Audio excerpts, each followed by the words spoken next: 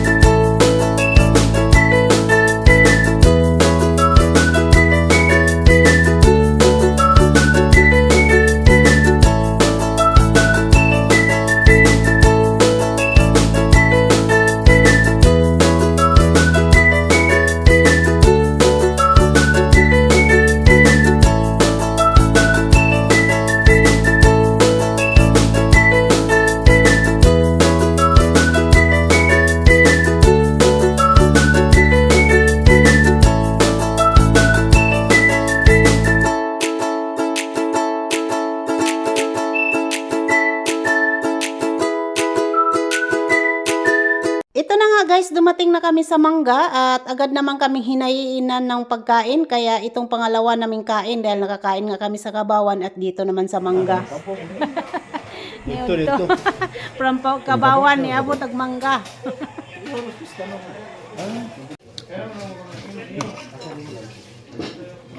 Ngayon pala.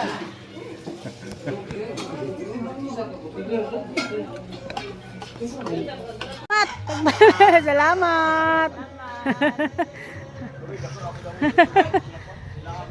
Hari nami, salamat.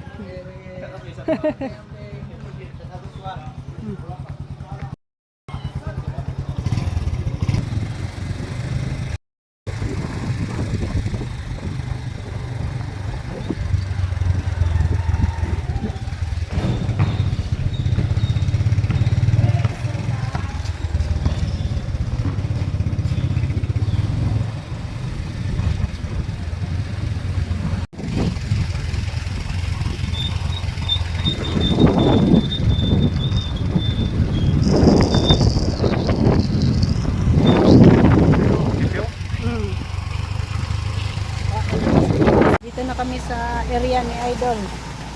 Biglang umulan. Punta pa sana ako ng munisipyo. Stop lang muna dito dahil maulan. Mabasa tayo. Ayan.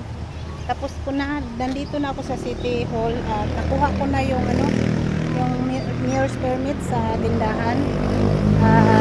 Mag-thank you pala ako kay Idol Nards Litson dahil commute lang kasi ako papuntang Kabawan. Bali galing sa Magsaysay guys.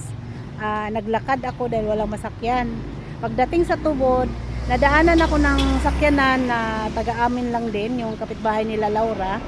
Pinasakay ako ng kutsi nila. Tapos pag abot sa Anas, naghihintay ako ng masakyan papuntang Garcia dahil sabi ni Celine, baba daw ko sa ganyang lugar at mayroong mga bao-bao patungas nga sa Kabawan. At surte naman, pag abang ko ng sakyanan, dumaan na sila Celine na papunta rin doon ng Kabawan. Kaya pinasakay nila ako hanggang Garcia lang dahil nga daw pagdating sa Garcia, yung binan niya ang kasamang sasakay sa kanila. Kaya ang ginawa ko, kisakay ako sa kanila hanggang Garcia. Tapos hinatid nila ako doon sa mismong mismong sakayan ng bao-bao Habal-Habal. Kaya pagdating doon, sumakay ako ng Habal-Habal. Ang bayad sa Habal-Habal is 70 pesos patungas sa Kabawan. Tapos pagdating sa Kabawan, sakto nag-umpisa ng misa. Tapos mga kalagitnaan sa misa, may nagkalabit sa akin. Akala ko kung sino, yun pala si Idol Nards Litson. Kaya sabi ko, kung wala kang kasabay, sabay na lang ako sa iyong sasakay para malibre ako ng sakay pa uwi. Kaya yun, pagkatapos ng mass, nagpatunog muna kami. Tapos pumunta kami sa bahay nila Peter. Thank you pala Peter sa pagpakain sa amin. Doon kami na nangalian, dalawa. Tapos pagkatapos bumalik na kami dito sa Valencia at dumaan naman kami ng Mangga. Sabi ni Idol na mayroon daw sa Mangga, kaninong kalimot ko sa bahay na yun, parintir lang din namin yan. Doon kami dumaan at nakakain din kami doon ulit, pangalawang bahay. Tapos